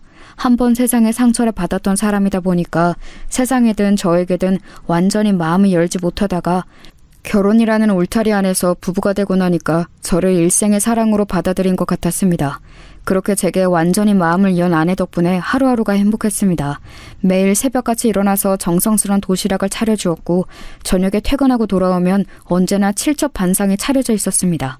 항상 저의 와이셔츠는 주름이 없이 빳빳하게 펴져 있었고 출장이라도 가는 날에는 캐리어 안에 속옷부터 양말, 겉옷까지 완벽하게 깔끔하게 정리가 되어 있었습니다. 모두 아내가 준비해준 것이지요. 저는 정말로 이런 호사를 누려도 되나 싶었습니다. 직장 동료들도 늘 정성스럽게 차려진 제 도시락을 보면서 부러워했고 장가 가더니 사람이 더 깔끔해졌다며 칭찬했습니다. 현모양처라는 말이 더 이상 시대에 맞지 않는 말이 되어가는 요즘이지만 제 아내는 문자 그대로 현모양처 그 자체였습니다. 그러다 하루는 아내가 몸살이 심하게 난 적이 있었습니다. 그런데 몸살이 그렇게 심한데도 퇴근하고 돌아온 저를 위해 저녁상을 차리고 있는 게 아니겠어요? 아니 여보, 몸도 안 좋은데 무슨 저녁이야. 내가 알아서 챙겨 먹을 테니까 여보는 얼른 누워서 쉬어. 아니야 오빠, 그래도 밥은 집밥으로 챙겨 먹어야지. 아내는 끙끙대며 기어코 밥상을 다 차리더니 그제야 방 안에 들어가 몸을 뉘었습니다. 나중에 알고 보니 아내가 심하게 감기 몸살이 걸린 데에는 다 이유가 있었습니다. 그날은 여름마다 돌아오는 아파트 수도관 청소 때문에 온수가 하루 종일 안 나오는 날이었는데 하필이며 전날 쏟아진 폭우로 집안이 몇 시간 동안 정전이 됐었다고 합니다. 다음날 출장인 저희 옷가지들을 미처 다 빨지 못한 상태였는데 아내는 세탁기도 안 돌아가는 상황에서 찬물로 손빨래를 다 했다고 하네요. 아무리 여름이었지만 쪼그려 앉아서 그 많은 빨래를 찬물로 손빨래를 하다 보니 몸에 무리가 갔던 것입니다. 아내는 고무장갑 끼고 빨래를 하면 깨끗하게 때가 지워지지 않는다고 늘 맨손으로 손빨래를 하던 버릇이 있었습니다. 그런데 옷까지 몇 개도 아니고 몇일치 빨래를 그렇게 하다 보니 안 그래도 몸이 약한 아내가 몸살이 날만도 했습니다. 저는 그쯤 되자 아내의 그런 헌신을 마냥 고맙게 넙죽 받을 수만은 없었습니다. 그래서 누워있는 아내에게 다가가 조심스레 얘기를 꺼냈습니다. 여보, 좀 괜찮아? 고마워. 몸도 안 좋은데 나를 위해서 이렇게. 아니야, 여보. 아내로서 당연히 해야지. 국 간은 잘 맞았어? 그럼 여보가 하는 음식은 항상 맛있지. 그나저나 여보, 그동안 내가 회사 일이 바빠서 가사 일을 잘 못 도와줬는데 이제 집안일은 서로 분담해서 하자. 나 여보가 이렇게까지 몸에 병 나면서 나를 위해 헌신하는 거 너무 미안해서 못 견디겠어. 아니야, 여보. 여보는 밖에 나가서 돈 벌어오잖아. 여보는 집안일 걱정 아무것도 하지 말고 그냥 밖에 나가서 마음 편히 일하는 데만 집중해. 나는 금방 또 괜찮아질 거야. 여보, 나는 너무 고마운데 가끔 여보가 나한테 헌신하는 거 보면 솔직히 무언가에 쫓기는 것 같은 느낌이 들어. 우리 결혼 전에 여보가 나한테 했던 말 나 아직도 기억해. 내가 당신을 떠날지도 모른다고 했던 말. 혹시 당신 나한테 이렇게까지 정성스럽게 헌신하는 게 그런 두려움에서 그러는 건 아니야? 아내는 제 말을 듣자 한참을 말을 잇지 못했습니다. 그러더니 지난주에 정신과 상담에 다녀온 얘기를 했습니다. 지난주에 상담실에 갔는데 선생님이 그러시더라. 내 얼굴이 너무 좋아졌대. 결혼하고 나서 진정한 행복을 찾은 것 같다고 선생님도 많이 기뻐하셨어. 내 이런 밝은 모습은 처음 본대. 그래서 약을 이제 끊어도 될 것 같다고. 그래? 그거 듣던 중 반가운 소리네. 그런데 한 가지 염려되는 게 있다고 하셨어. 내가 얼굴도 좋아지고 다 좋은데 무언가 알 수 없는 초조함이 엿보인대. 그 부분을 제대로 다루기 전까지 함부로 약은 끊을 수 없다고 하셨어. 그게 뭔데? 그 초조함이라는 게 설마... 맞아. 여보가 지금 말한 그 부분이야. 나 사실 여보랑 결혼하고 세상을 다 가진 것 같았어. 정말 행복했고 여보를 위해서 내가 할 수 있는 건 뭐든지 다 해주고 싶었어. 그런데 어느 순간부터 선생님이 그 부분에 대해서 계속 우려를 표하시더라고. 계속 쫓기고 있는 느낌이 든다면서. 그런데 그럴수록 나는 인정하고 싶지 않았어. 그래서 선생님이 그럴 때마다 주문처럼 아니야, 나는 쫓기고 있지 않아. 나는 남편을 사랑해서 이 일을 하는 거야 라고 되뇌었어. 그 마음은 어느새 선생님을 향한 반발심이 되어서 선생님이 말이 틀리다는 것을 증명이라도 하려는 듯 더 내 몸을 괴롭히면서 여보를 내조했어. 그러다가 이렇게 몸살이 심하게 나버린 거야. 그러니까 마음이 더 불안해졌어. 내가 근원적으로 가지고 있었던 여보가 나를 떠나면 어떡하지 하는 그 두려움. 결혼과 동시에 사라졌다고 생각했거든. 그런데 그게 아니었나 봐. 그리고 그 마음이 아직도 남아있다는 걸 인정해버리면 또다시 여보가 나를 떠날지도 모를 생각에, 그런 생각에 더 내 몸을 갈아가면서 집안일을 했던 것 같아.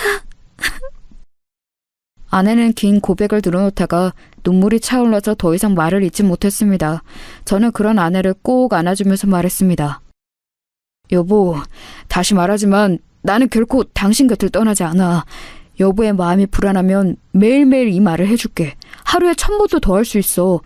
여보의 마음이 안정될 수만 있다면.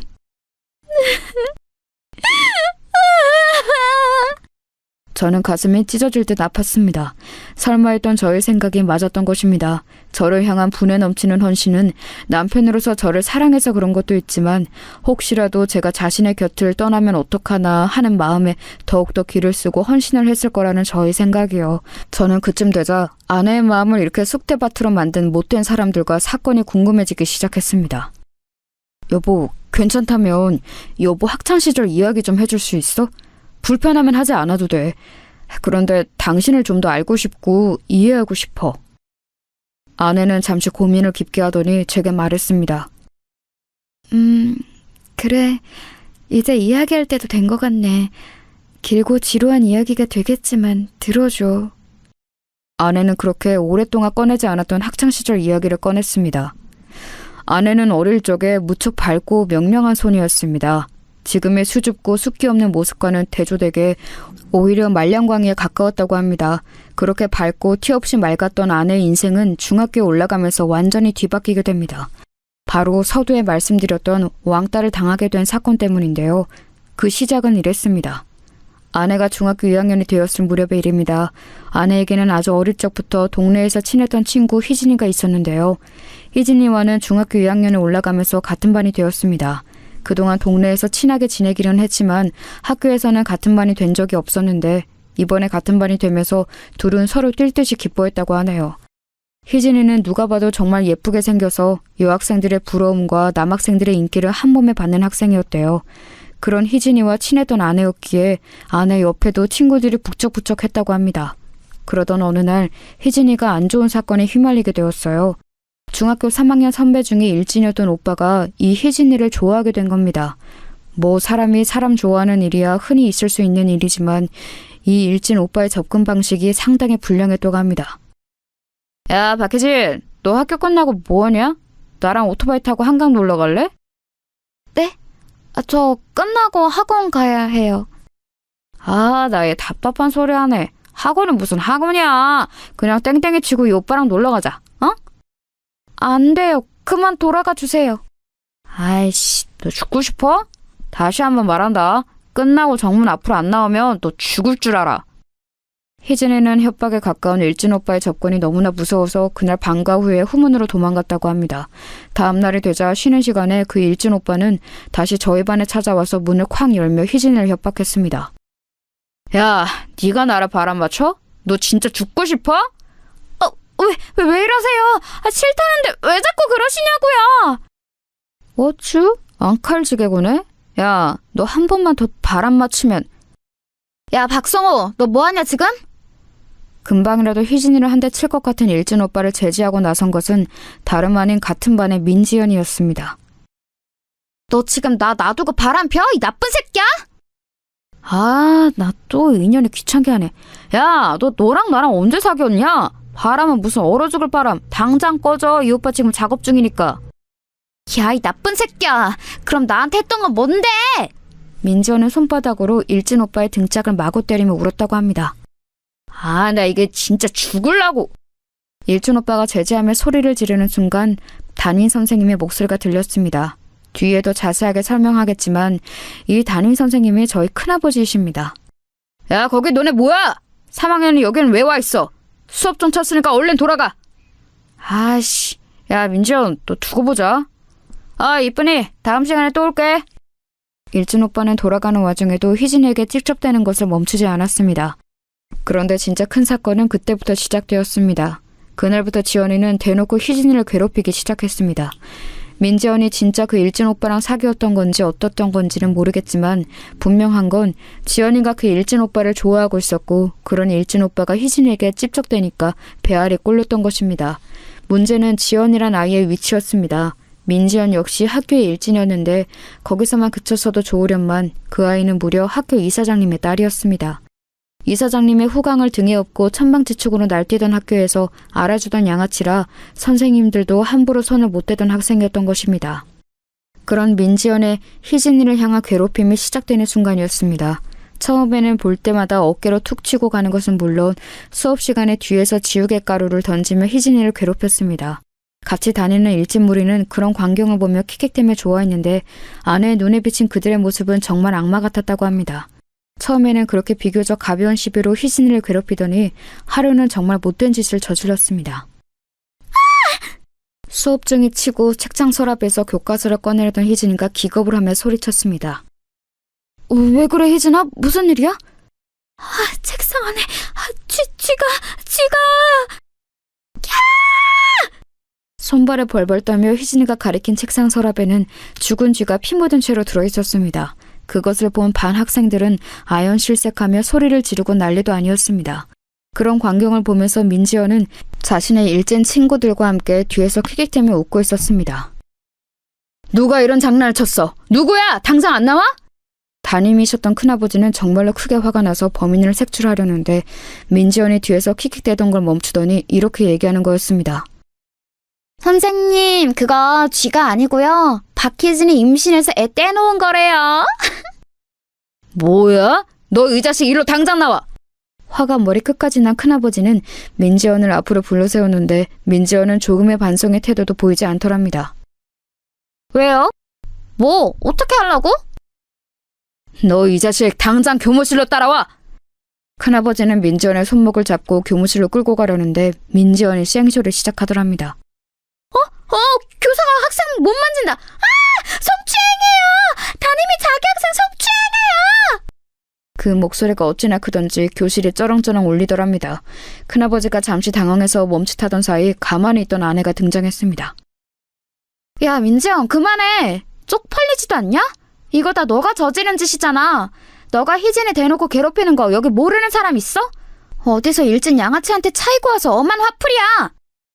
뭐? 넌 또 뭐야? 찌그레기 같은 게 죽고 싶어?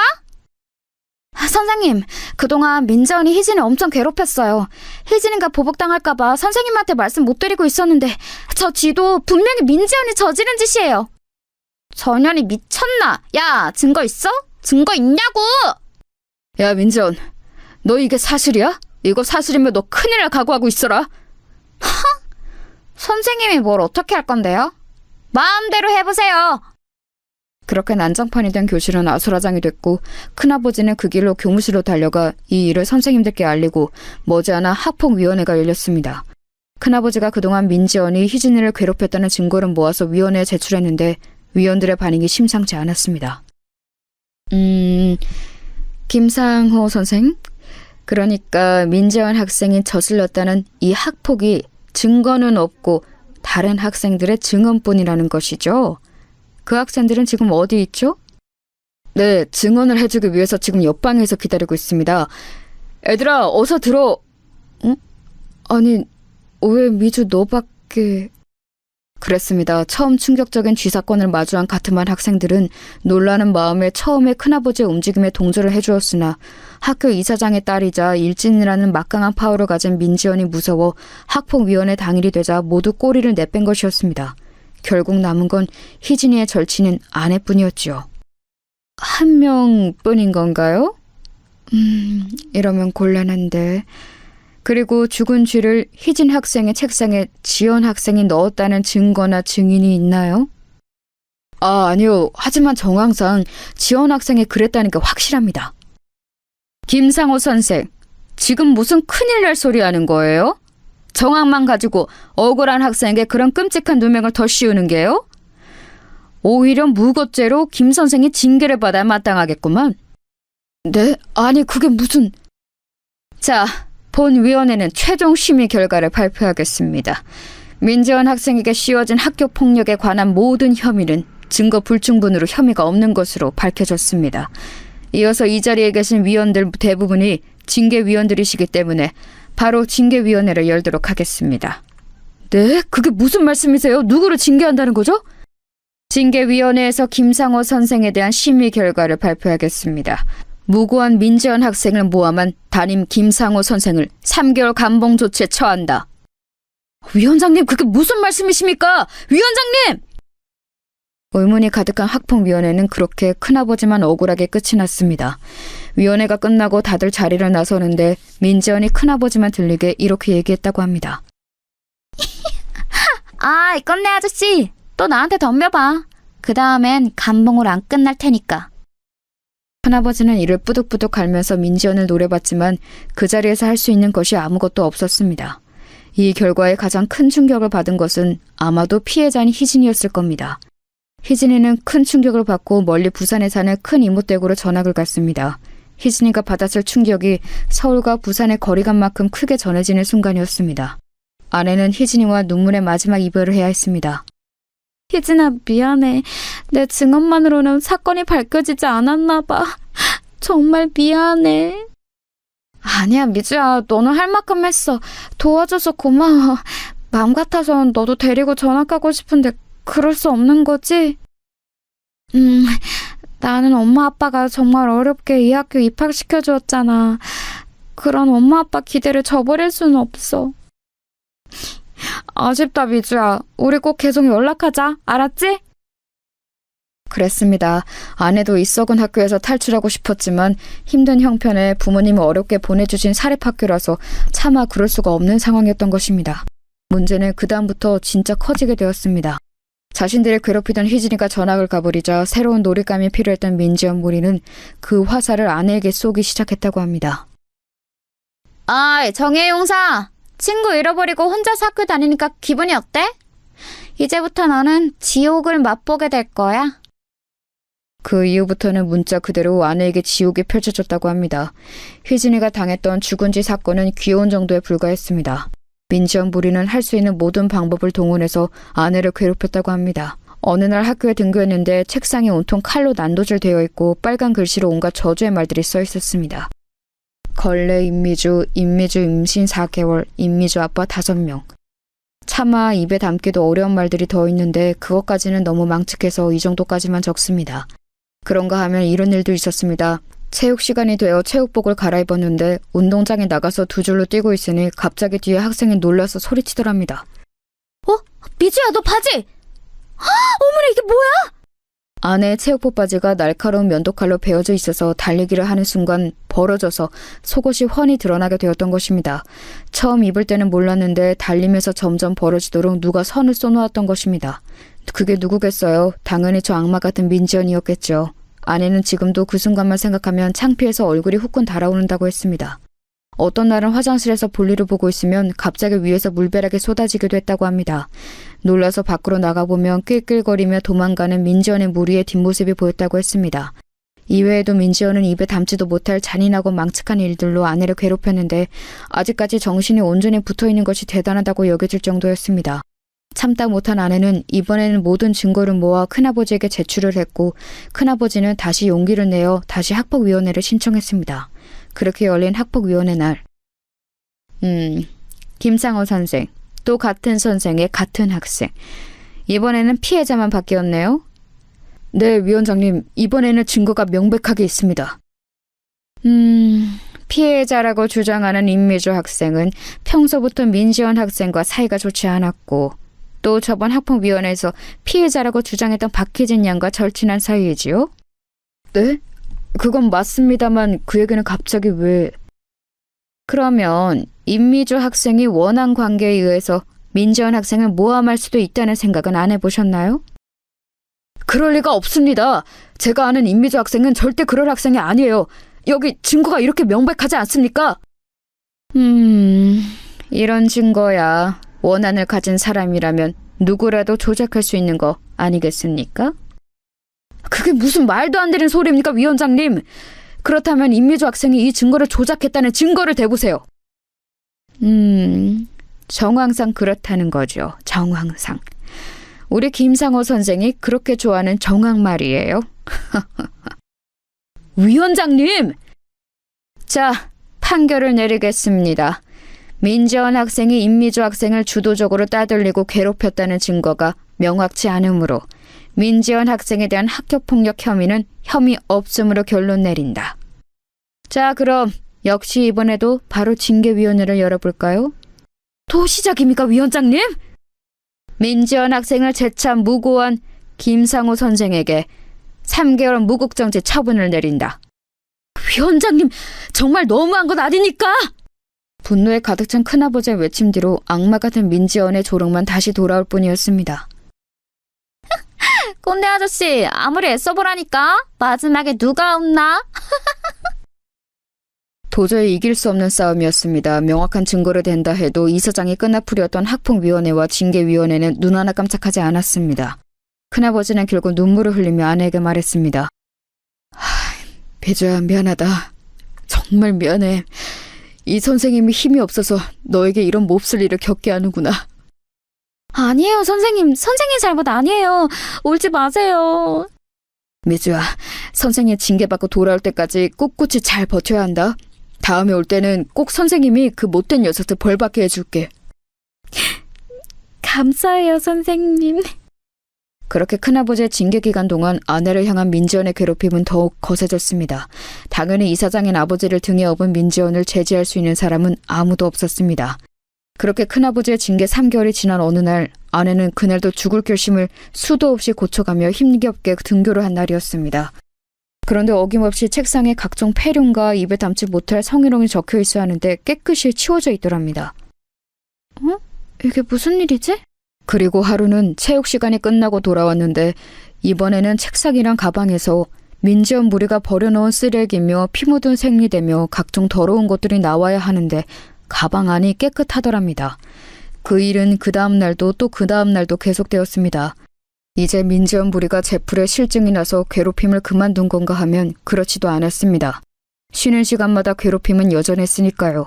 하지만 이상하리만치 아내의 자리와 책상 밑 주변은 깨끗이 치워져 있더랍니다. 그러던 중 그 일의 전말을 알게 되었습니다. 하루는 아내가 수도가를 지나가고 있었습니다. 보통은 그러고 있으면 숨어있던 민지연 무리가 양동이에 걸레빵 구정물을 한가득 담고 있다가 아내가 지나가며 퍼붓고 도망가곤 했다고 합니다. 그날도 역시 구정물 맞을 각오를 하고 지나가는데 역시나 구정물 한 바가지가 날라오더랍니다. 그런데 눈을 뜨고 보니 아내의 옷은 거의 젖지 않았습니다. 선생님? 놀랍게도 아내가 맞았을 구정물 세례는 그새 아내 앞에 나타난 큰아버지에게로 다 쏟아졌다고 합니다.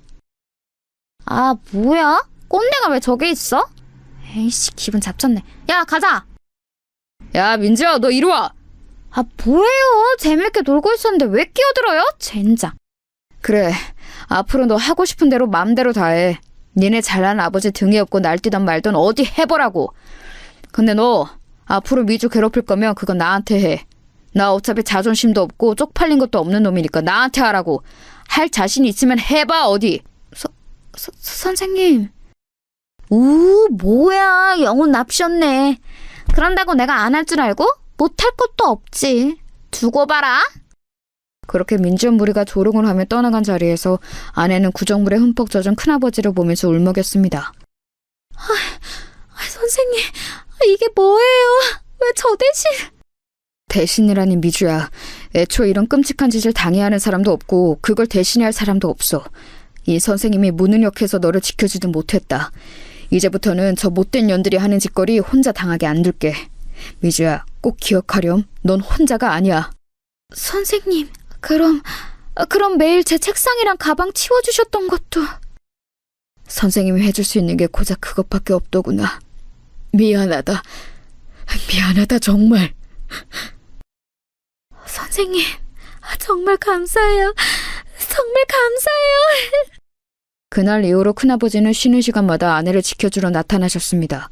아내의 책상과 주변은 항상 깨끗하게 정리가 되어 있었고 아내에게 향했을 분필, 칠판 지우개, 쓰레기더미, 각종 오물 등은 큰아버지가 대신 맡아주셨습니다. 그 모습을 계속 보던 민지연은 짜증을 내며 말했습니다. 아, 저 꼰대 뭔데 자꾸 나타나. 어이, 아저씨.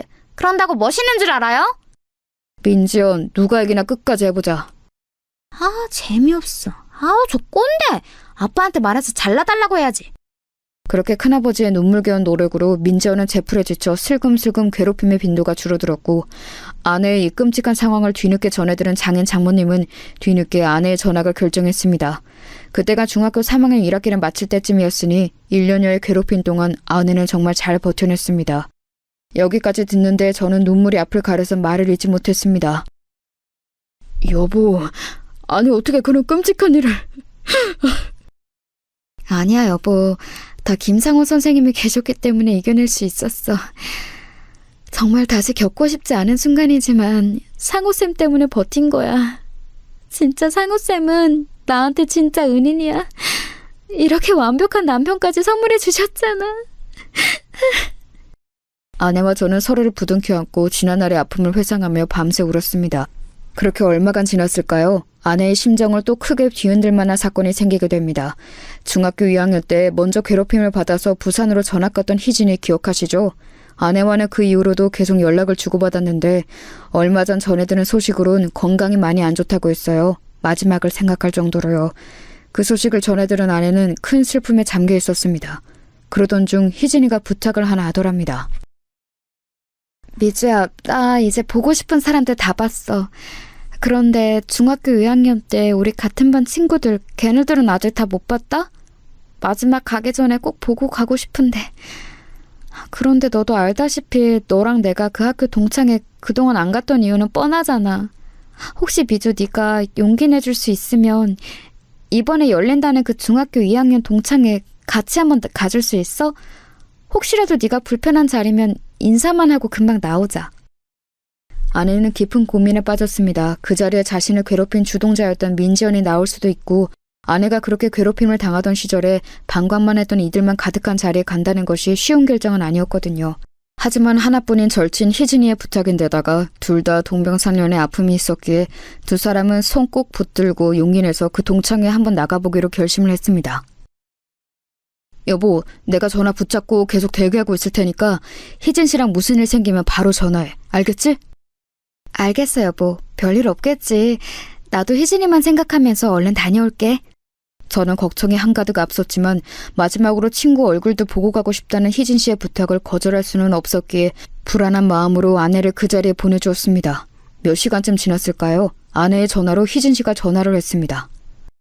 형부, 지금 미주가 많이 취했어요. 혹시 데리러 와줄 수 있어요? 네? 미주가 술을요? 아니, 술 한 잔도 못하는 사람인데. 알겠어요. 얼른 갈게요. 저는 술을 한 잔도 못하는 아내가 취했다는 소식을 듣고 걱정이 돼서 그 동창회 자리로 불이 나게 달려갔습니다.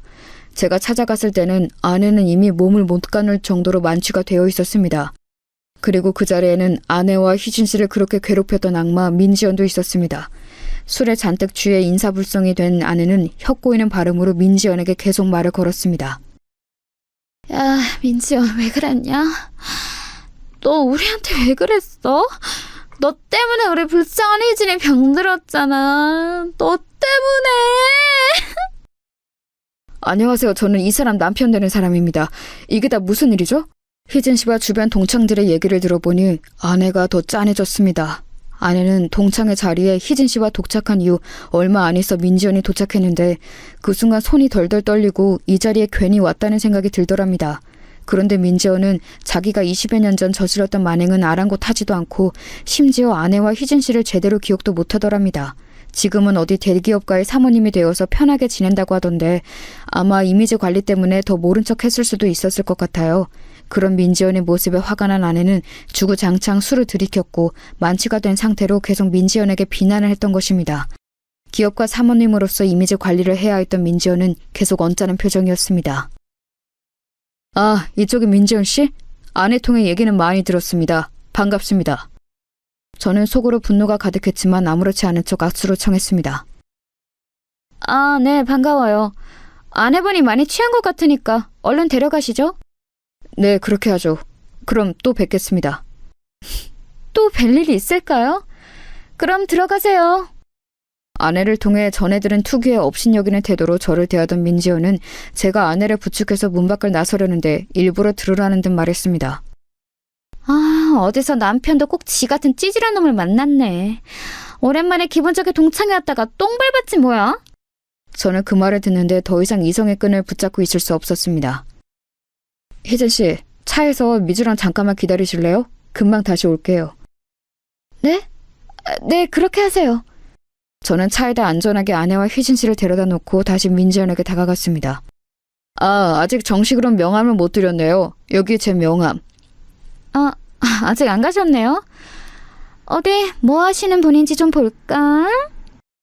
응? 반갑습니다. 대검찰청 중앙수사부 김준석 검사입니다. 제가 또 뵙자고 했죠? 적어도 아버지 일로 한 번 이상은 더 뵙게 될 것 같은데요. 아니 이게 무슨... 네, 아버지 민현찬 이사장님의 비리 수사를 담당하고 있는 검사입니다. 아버지 통해서 제 이름은 들어보셨죠? 들어보니까 아버지가 신나게 해드셨더라고요. 그리고 따님 명의로도 많이 해드셨던데 따님도 그 책임을 피할 수는 없겠죠? 네? 아니 잠깐만요 검사님. 저를 향해 하대하던 태도는 온데간데 없고 민지연은 갑자기 대뜸 제게 무릎을 꿇었습니다. 검사님, 그러면 우리 아버지 사건 담당 검사님이 동시에 임미주 남편이시라고요? 아이고, 잘못했습니다. 검사님. 제가 다 잘못했어요. 제발 아버지 일만은 좋게 넘어가 주세요. 이게 도대체 무슨 상황이냐고요? 네, 말씀드렸다시피 민재원의 비리 가득한 아버지의 담당 검사가 바로 저입니다. 아내의 과거 얘기를 듣던 중 아내가 다녔던 중학교의 이사회가 무언가 심상치 않아서 그 이후로 직업병이 발동을 해서 조사를 좀 해보았습니다. 그도 그럴 것이 제가 대학생 때쯤이었던가요? 큰아버지가 갑자기 학교를 그만두신다고 해서 조금 의아했던 기억도 나는데 그 기억까지 퍼즐이 한 번에 맞춰지더군요.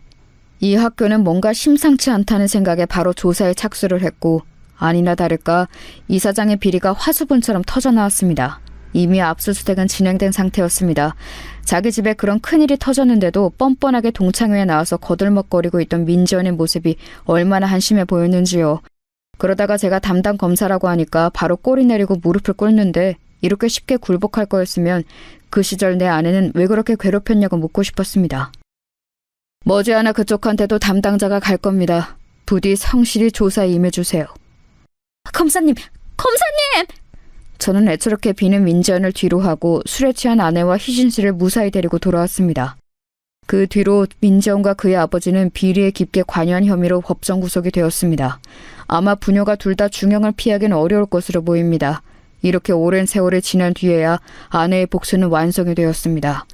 뒤늦게 소식을 전해 들은 아내는 눈물을 흘렸습니다. 결국에 모든 게 제자리로 돌아가는구나. 고마워, 여보. 고마워. 자, 여러분 어떻게 들으셨나요? 평생 가슴에 상처를 안고 살아온 아내의 복수극에 함께 통쾌하신가요? 저도 할 수만 있다면 이번 사건으로 아내의 가슴에 쌓인 모든 상처가 다 씻겨져 내려갔으면 좋겠습니다. 이 천사 같은 사람이 이겨냈을 그 무수한 세월을 생각하면 가슴이 한없이 먹먹해지거든요. 게다가 이런 일들이 지금도 계속해서 벌어지고 있다는 점이 정말 슬플 뿐입니다. 오죽하면 더 글로리라는 드라마가 이렇게까지 흥행을 했겠어요. 그 드라마의 각본이 잘 쓰여진 덕분도 있겠지만 많은 이들이 개탄하고 공감할 만한 주제인 영향도 크다고 생각합니다. 그리고 제 아내는 그 드라마의 주인공 못지않게 정말 잘 이겨낸 사람이란 걸 믿어 의심치 않습니다.